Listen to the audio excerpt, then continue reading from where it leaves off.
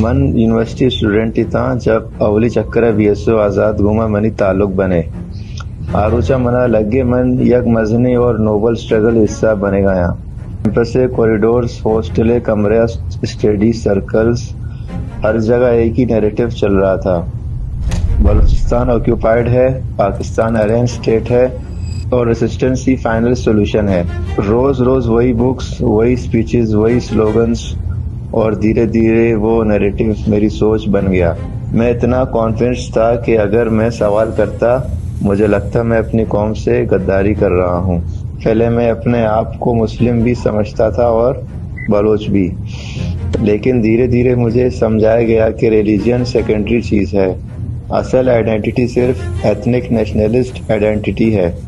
یہ بھی کہا جاتا تھا کہ اسلام اسٹیٹ کا ٹول ہے, اس لیے اگر آپ ریسسٹنس کے سیریس ہیں تو آپ کو اس فریم ورک سے باہر سوچنا ہوگا. اس وقت مجھے یہ سب بہت انٹلیکچوئل لگتا تھا, ریولوشنری لگتا تھا. میں سمجھتا تھا میں ہسٹری کا ایک مشن کیری کر رہا ہوں. بھلے پتہ یا کروچی چی سلوگن سچی درد اور لاشان طاقت من چارے کے فائٹ گراؤنڈ چی شکلات چلگائیں خون بدلا اینڈ لیس سائیکلز تو امیچو بھی رومانٹیسائز بھی کنے. بندوق کا نتیجہ بندوق ہی ہوتا ہے. مجھے پہلی دفعہ یہ خیال آیا کہ یہ جنگ جا کہاں رہی ہے. پاکستان اسٹیٹ ٹوٹ رہی ہے, نہ ہی عام پاکستانیز کو کچھ ہو رہا ہے, لیکن مرنا ہمارے لوگوں کو پڑ رہا ہے. اور جو آزادی کا سپنا دکھایا جاتا تھا وہ ہر سال اور دور ہوتا جا رہا تھا. مجھے محسوس ہوا کہ سب سے بڑا نقصان بلوچستان کو ہی ہو رہا ہے. ایجوکیشن ختم, جابز ختم, روڈز اور انویسٹمنٹس ختم, فیئر اور سسپیشس زیادہ. پھر میرا دوسرا شوق اور بھی زیادہ پرسنل تھا.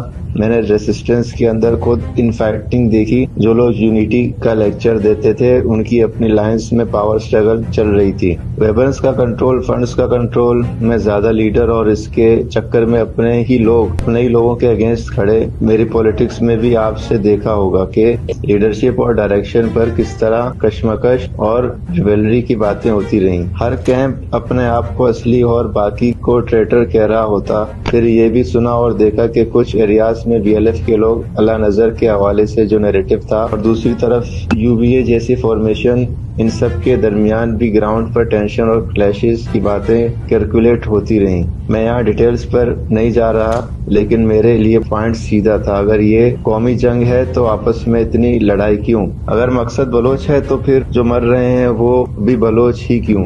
اس وقت میری سوچ میں ایک اور درار پڑی. مجھے ریئلائز ہوا کہ ہمیں جو پکچر دکھائی گئی تھی وہ سلیکٹیو تھی. ہر پرابلم کو آکوپیشن کے لینس سے سمجھایا جاتا تھا, جیسے بلوچستان کی ہر چیز کے صرف ایک ہی سبب کو. ہاں پرابلمس ریئل ہیں, گورننس فیلیئرز ریئل ہیں, ریسورسز کا فیئر شیئر ڈیولپمنٹ کو گپ, پولیٹیکل مینیپولیشن, الیکشنز, ڈاؤٹس, یہ سب ایشوز میں ڈینائی نہیں کرتا.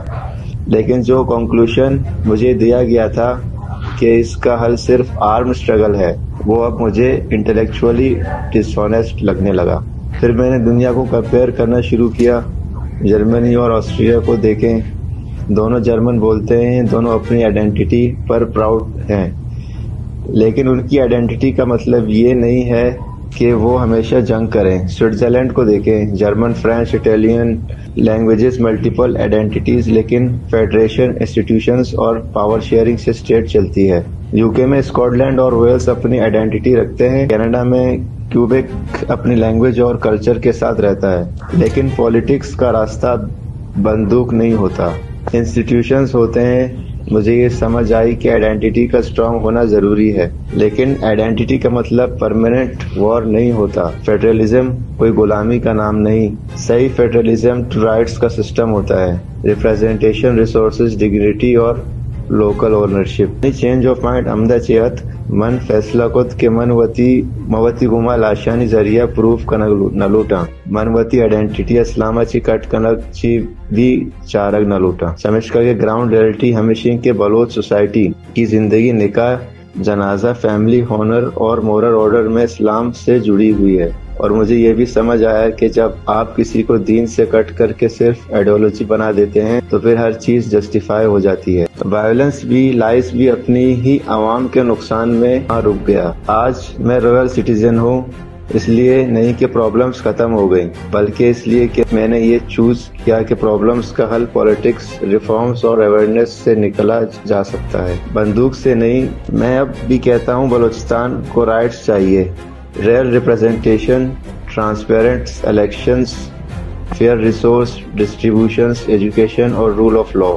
لیکن میں یہ بھی کہتا ہوں اگر جنگ کا نتیجہ صرف بلوچ لاشیں اور بلوچ تباہی ہو تو پھر یہ جنگ کوس نہیں، ایک تڑپ بن جاتی ہے، اور میں اس تڑپ سے باہر نکل آیا۔